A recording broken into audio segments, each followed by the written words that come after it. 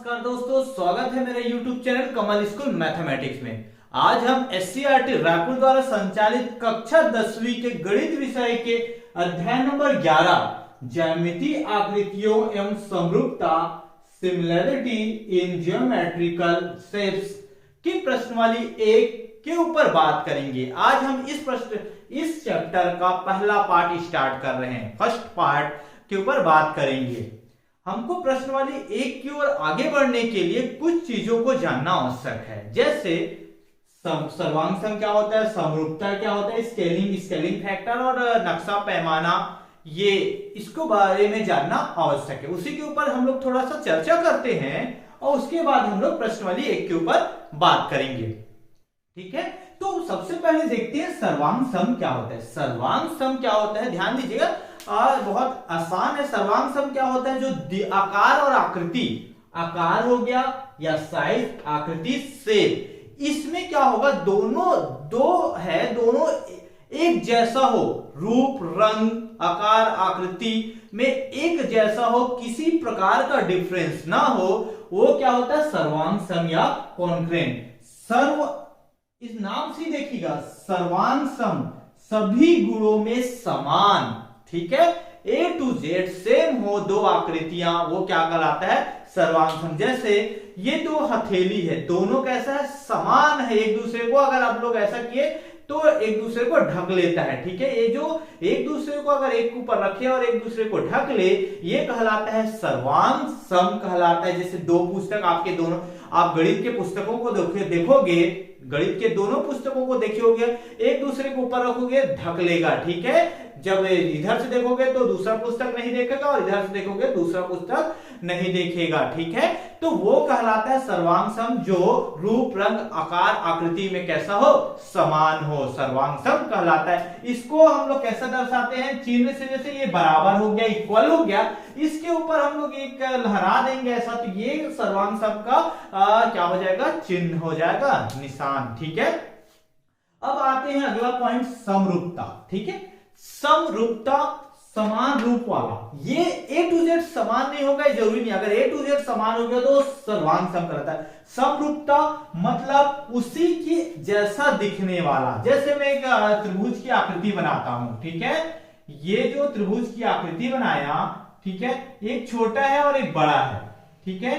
एक बड़ा है और एक छोटा है, परंतु इसी के भले ही इसका भुजा छोटा है और इसका भुजा बड़ा है, परंतु दिखने में तो समान है।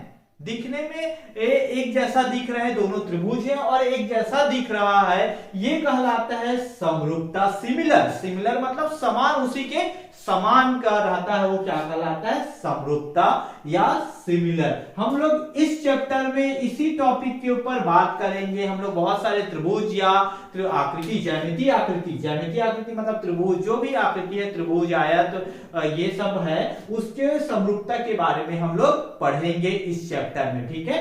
तो इसको कैसे, ये दोनों कैसे समरूप है, इसके ऊपर हम लोग चर्चा करेंगे बाद में, ठीक है। तो आप लोग इसको बस जानो, समरूप, अभी फिलहाल समरूपता क्या होता है, दिखने में एक जैसा हो, ठीक है, आकार छोटा बड़ा हो सकता है, मतलब शेप वैसी होना चाहिए, ठीक है, परंतु आकार छोटा बड़ा हो सकता है, वो कहलाता है समरूपता। परंतु दिखने में तो वैसा ही होगा, ये कहलाएगा समरूपता। इसको हम लोग कैसे चिन्ह से दर्शाते हैं, ये ऐसा, इसको ऐसा करके लहरा देंगे, ये कहलाएगा समरूपता, ठीक है, ये समरूपता कहलाएगा, ठीक है। अब आगे बढ़ते हैं हम लोग स्केलिंग, ठीक है।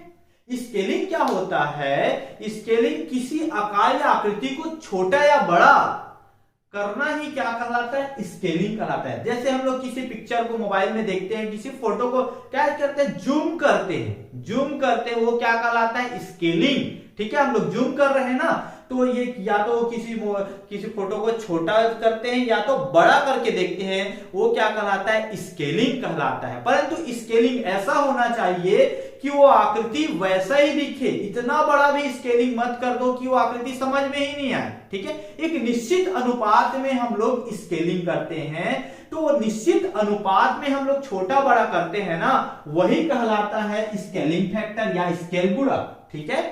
किसी आकार या आकृति को हम लोग छोटा और बड़ा करते हैं, परंतु उसका आकार आकृति वैसे ही होता है जैसा वो छोटा, जैसे कोई आकार, कोई पिक्चर है छोटा है, ठीक है, उसको हम लोग बड़ा करके देखेंगे, जूम करेंगे, ठीक है, वो कहलाएगा स्केलिंग। परंतु निश्चित अनुपात में स्केलिंग करेंगे, ज्यादा ही बड़ा कर देंगे तो वो आकार समझ में ही नहीं आ जाएगा, वो अलग हो जाएगा, ठीक है। एक निश्चित अनुपात में हम लोग बढ़ाएंगे या छोटा करेंगे, वो कहलाता है स्केल गुणा क्या, स्केलिंग फैक्टर। जैसे एक 5 सेंटीमीटर का एक रेखा है मान लो, ठीक है, 5 सेंटीमीटर का रेखा है, इसको मेरे को 10 सेंटीमीटर का बनाना है, स्केलिंग करके उसको बड़ा करना है, और कितना बनाना है मेरे को 10 सेंटीमीटर, इसी को खींच के मेरे को कितना बनाना है 10 सेंटीमीटर का, ठीक है। तो वो क्या कहलाएगा स्केलिंग। पर स्केलिंग फैक्टर क्या होगा, कितना आप कितना गुणा कितना बढ़ाए हो, इसमें 2 का गुणा कर रहे हो तो 10 हो रहा है ना, तो यही 2 क्या होता है, 2 कहलाएगा स्केल गुणा, मतलब उसमें क्या का गुणा कर रहे हो कि वो 10 हो जाए, कितने का 2 का, तो ये 2 कहलाएगा स्केलिंग फैक्टर या स्केल गुणक, ठीक है। आप लोग को समझ में आया होगा ये इसका। और इसमें एक चीज और बच गया, आगे बढ़ने से पहले पैमाना या नक्शा, आप लोग इसको जानते हैं मैप के बारे में, ठीक है। मैप क्या होता है, नक्शा क्या होता है, ठीक है, या पैमाना। देखो नक्शा क्या होता है, बहुत पूरे पृथ्वी को हमको छोटे रूप में दर्शा रहे हैं, वो क्या कहलाएगा नक्शे के नक्शा, ठीक है। ठीक है, जैसे हम लोग बड़ा से बड़ा चीजों को हम लोग को छोटे रूप में दर्शा रहे तो नक्शे के रूप में दर्शा देते हैं, ठीक है। और पैमाना क्या होता है, उसमें क्या माने, जैसे इसमें पैमाना मैं 10 सेंटीमीटर को मेरे को दर्शाना है छोटा, मान लो ये 10 सेंटीमीटर रेखा है, उसको मैं एक छोटा सा 1 सेंटीमीटर बना दिया, ठीक है।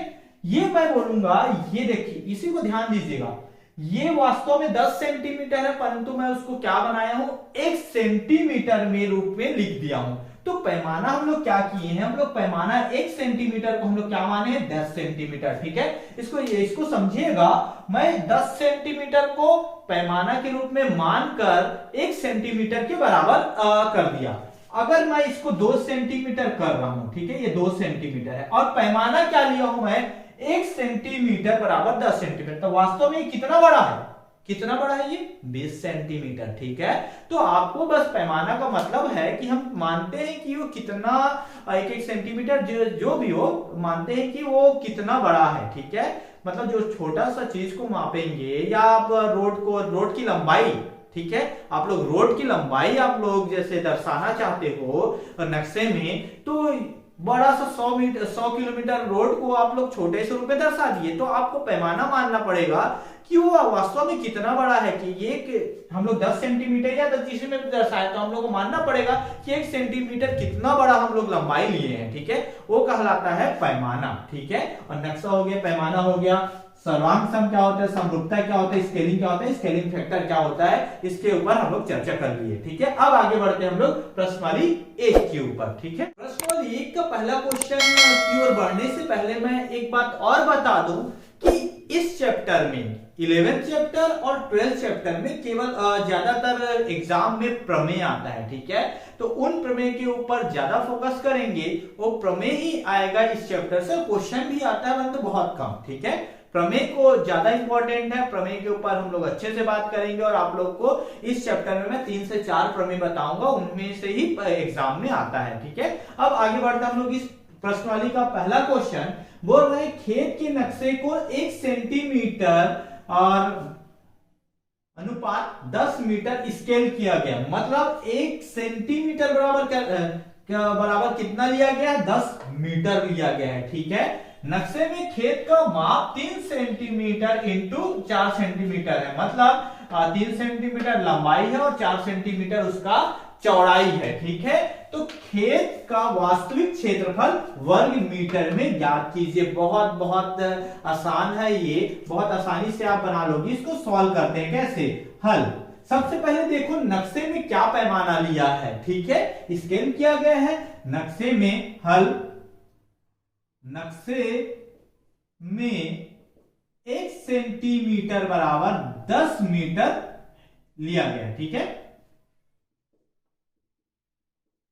या पैमाना लिख सकते हो, ठीक है। नक्शे में 1 सेंटीमीटर बराबर 10 मीटर लिख दीजिएगा पैमाना, ठीक है। इसके बाद क्या बोल रहा है, नक्शे में खेत का माप 3 सेंटीमीटर इंटू 4 सेंटीमीटर है, तो लंबाई क्या हो गया, नक्शे की मतलब लंबाई, या लंबाई कितना है,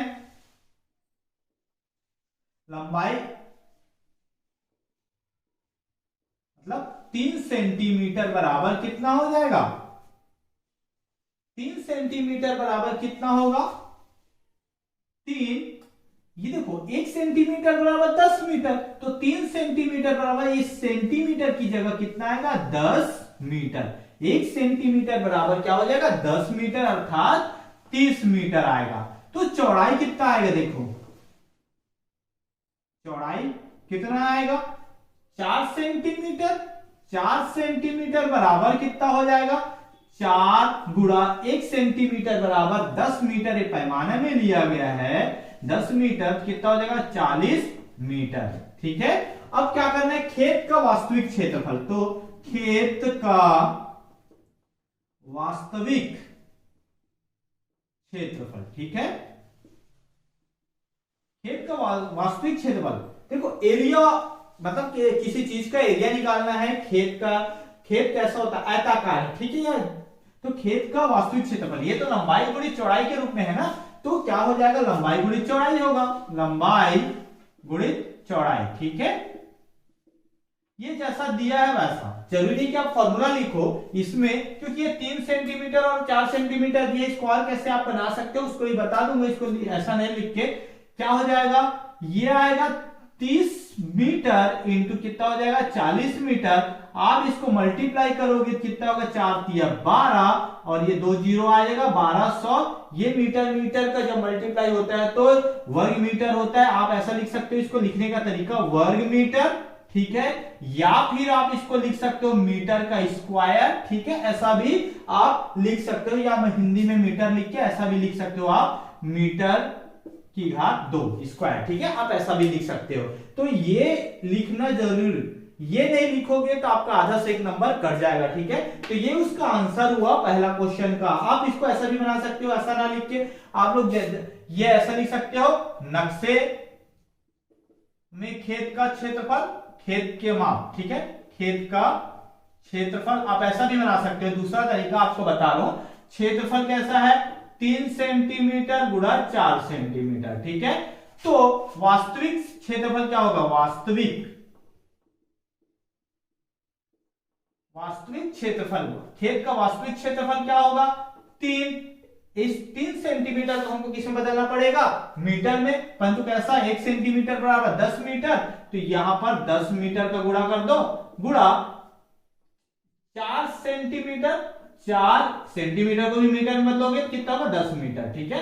अब इसको मल्टीप्लाई करोगे तो कितना आएगा 1200 वर्ग मीटर। आप ऐसा भी बना सकते हो, जैसा चाहो वैसा बना सकते हो, ठीक है। तो ये था पहला क्वेश्चन का सॉल्यूशन, बहुत बहुत इजी है। अब आगे बढ़ते हम लोग प्रश्न नंबर 2 की ओर। प्रश्न वाले 1 का प्रश्न नंबर 2 बोल रहा है, आपके पास 3600 वर्ग सेंटीमीटर क्षेत्रफल की वर्गाकार पेंटिंग है, स्केल गुणक 0.1 लेते हुए पेंटिंग को स्केल करें, ठीक है। स्केलिंग करने के बाद भुजा की माप ज्ञात कीजिए। बहुत बहुत आसान है, ठीक है। सबसे पहले इसको सॉल्व करते हैं, हल करते हैं। सबसे पहले लिखते हैं मान, सबसे पहले तो भुजा निकाल लेते हैं ना, हमको इसमें से किसी का भुजा, इसका जो दिया है क्षेत्रफल उसका भुजा निकाल लेते हैं। भुजा नहीं पता आप उसको कुछ मान लो, बार बार भुजा ना लिखने के बजाय आप लिख सकते हो माना भुजा क्या है, भुजा ए, ठीक है। हम लोग उस भुजा को क्या मान लिए, ए सेंटीमीटर, ठीक है, या तो ए मान लो, ठीक है। ये भुजा को मान लिए। अब क्या दिया है, दिया है इसमें, ठीक है, ये क्षेत्रफल वर्गाकार पेंटिंग, वर्गाकार पेंटिंग का क्षेत्रफल मतलब एरिया दिया है, कितना दिया है 3600 वर्ग सेंटीमीटर, ये दिया है क्वेश्चन में। बहुत आसान है इसको सॉल्व करना, इस तरह का हम लोग को भुजा निकालना आता है। ये क्या है, पेंटिंग का क्षेत्रफल कैसा है, वर्गाकार है, ठीक है, स्क्वायर है। स्क्वायर का एरिया ऑफ स्क्वायर का फॉर्मूला क्या होता है, भुजा इंटू भुजा, ठीक है। ये होता है वर्गाकार पेंटिंग का क्षेत्रफल, मतलब वर्ग का क्षेत्रफल क्या होता है, फॉर्मूला भुजा इंटू भुजा। ये होता है कि नहीं होता है, बहुत आसान है ये फॉर्मूला रख दिए, ये 3600, ठीक है। अब भुजा को आप ए मानने हो तो आप ए भी रख सकते हो, ए ही लिख लेना, ठीक है। ए इंटू ए बराबर 3600, ठीक है। ये क्या हो जाएगा, ए स्क्वायर हो जाएगा, ठीक है, और ये कितना हो जाएगा 3600, ठीक है।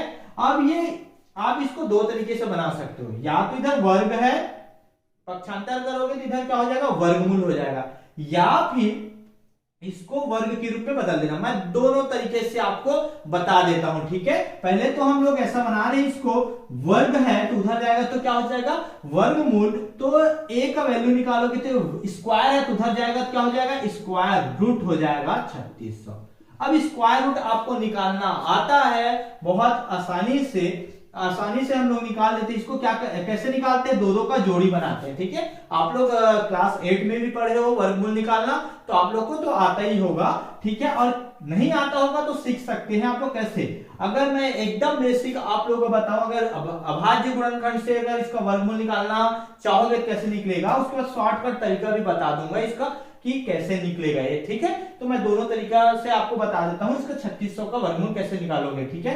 देखा जाए तो इसका 60 आएगा वर्गमूल निकालोगे तो, परंतु कैसे अगर नहीं आता है तो आप सीख सकते हो, ठीक है, ऐसा करके निकाल सकते हो, ठीक है।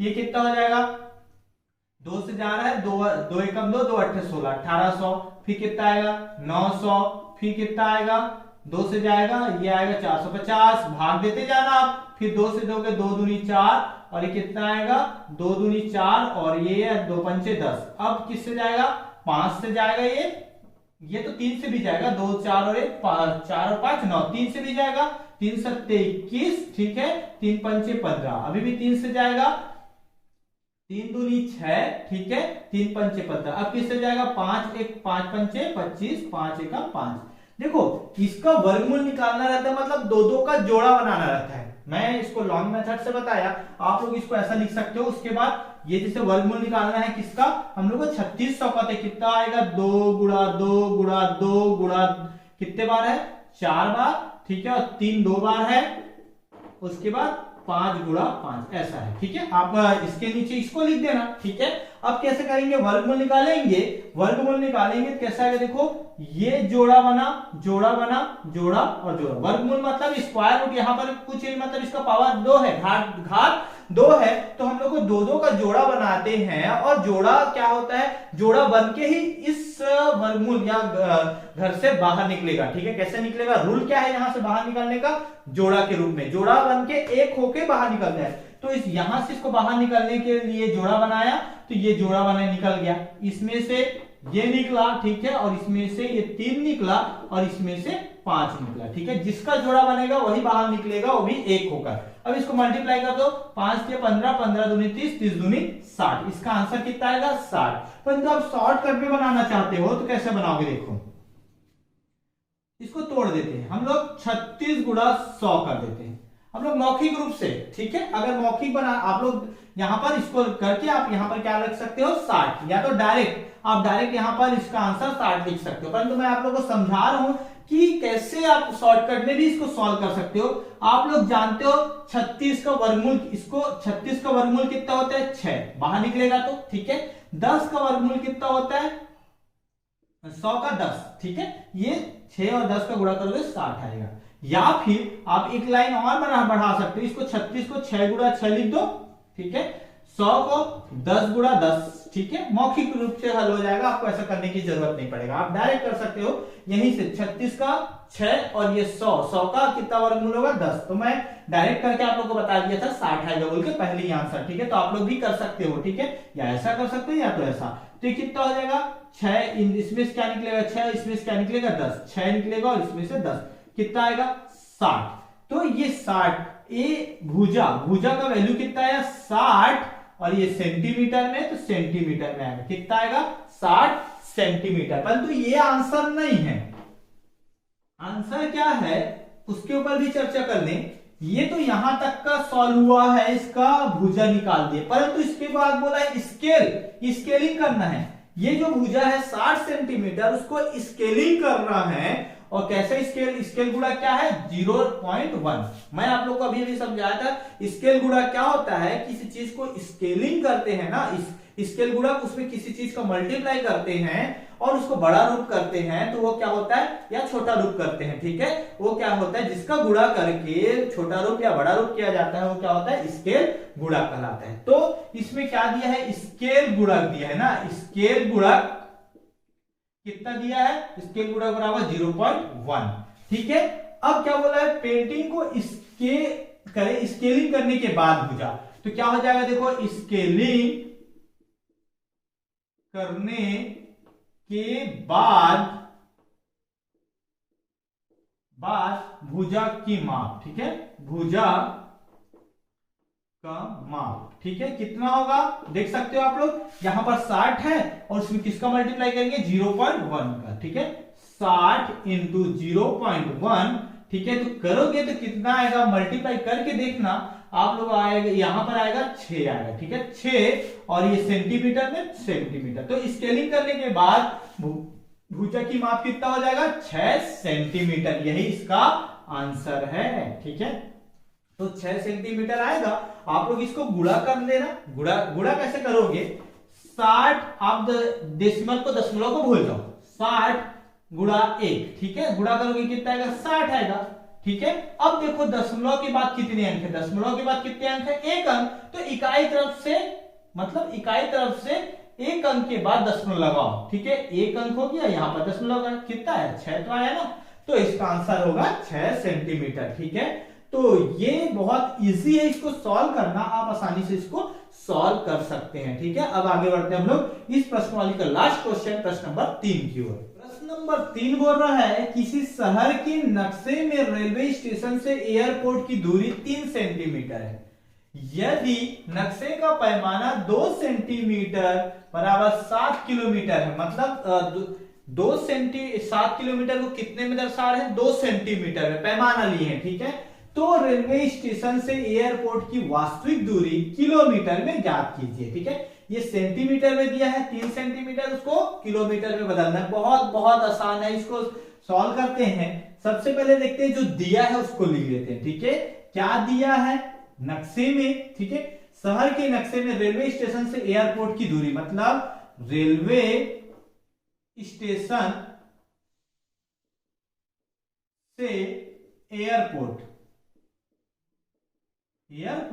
की दूरी कितना दिया है 3 सेंटीमीटर, ये दिया है, ठीक है, नक्शे में है, ठीक है। अब नक्शे का पैमाना, ठीक है, नक्शे का पैमाना कितना, नक्शे का पैमाना कितना दिया 2 सेंटीमीटर बराबर कितना दिया 7 किलोमीटर, ये दिया है 2 सेंटीमीटर बराबर कितना दिया 7 किलोमीटर। तो हम इसको क्या करते हैं, जब भी ऐसा रहा ना, हमको इसमें कैसे 3 सेंटीमीटर को हम लोग किलोमीटर में बदले, जबकि 2 सेंटीमीटर बराबर 7 किलोमीटर दिया, अगर इस टाइप का आया तो इसको सबसे पहले याद रखिएगा कि 1 सेंटीमीटर में 1 के रूप में बदलो, जो भी दिया रहेगा उसको 1 के रूप में। कैसे बदलोगे, 1 सेंटीमीटर बराबर क्या आएगा, देखो 2 इधर पूरा उधर जाएगा तो भाग होगा, 7/2 किलोमीटर, ये आ गया, ठीक है, समझ में आया। तो हमको कितना को बदलना है 3 सेंटीमीटर, ये नक्शे में 3 सेंटीमीटर है, तो 3 सेंटीमीटर, तो 3 सेंटीमीटर बराबर क्या होगा, 3 सेंटीमीटर बराबर क्या होगा 3 गुणा, ठीक है, 1 सेंटीमीटर बराबर 7/2 किलोमीटर, तो कितना आएगा 7/2 किलोमीटर है, ठीक है। अब इसको गुणा कर दो, 7 या 21, 21/2, ठीक है। अब 21 में 2 को भाग दे दो तो आपका आंसर आ जाएगा, ठीक है। किसमें आएगा, ये किलोमीटर में है, तो किलोमीटर लिखना है तो लिखते चलो, ठीक है। इसको भाग देंगे तो 2-20.5 किलोमीटर, मतलब क्या बोल रहे 3 सेंटीमीटर बराबर कितना होगा 10.5 किलोमीटर, मतलब ये दूरी है। तो आप लोग लिखना वास्तविक दूरी, आंसर में लिखना रेलवे स्टेशन से, ठीक है, एयरपोर्ट की वास्तविक वास्तविक दूरी कितना है? 10.5 किलोमीटर है, ठीक है, अर्थात 10.5 किलोमीटर है रेलवे स्टेशन से एयरपोर्ट की वास्तविक दूरी, ठीक है। ये देखो, ये 10.5 किलोमीटर था, उसको हम लोग नक्शे में कितने रूप में बताया? सेंटीमीटर में, ठीक है, 3 सेंटीमीटर में, ठीक है। और पैमाना क्या लिए थे? 2 सेंटीमीटर बराबर 7 किलोमीटर। तो आप इस तरह से, आप लोग इस तरह से कोई भी क्वेश्चन को आप लोग सॉल्व कर सकते हैं, ठीक है। बहुत बहुत आसान क्वेश्चन था, इसका सॉल्यूशन भी बहुत आसान था, ठीक है। अब एक बात और बताओ, हम लोग नेक्स्ट क्लास में ना एक थ्योरम पढ़ेंगे जिसका नाम है थेल्स प्रमेय, ठीक है। वो बहुत बहुत इंपॉर्टेंट है। नेक्स्ट क्लास में हम उसी के ऊपर बात करेंगे। इस क्लास में इतना ही। आई होप आप लोग को समझ में आया होगा। अगर समझ में आया होगा तो इस वीडियो को ज्यादा से ज्यादा लाइक कीजिए और ज्यादा से ज्यादा अपने दोस्तों तक शेयर कीजिए ताकि उनको भी इसका लाभ मिल सके। अगर मेरे चैनल में आप अभी नए हैं और अभी तक सब्सक्राइब नहीं किए हैं तो सब्सक्राइब कर दीजिए और बेल आइकन को दबा दीजिए, जिससे मैं जब भी वीडियो बना के अपलोड करूं सबसे पहले आप लोग तक पहुंच सके।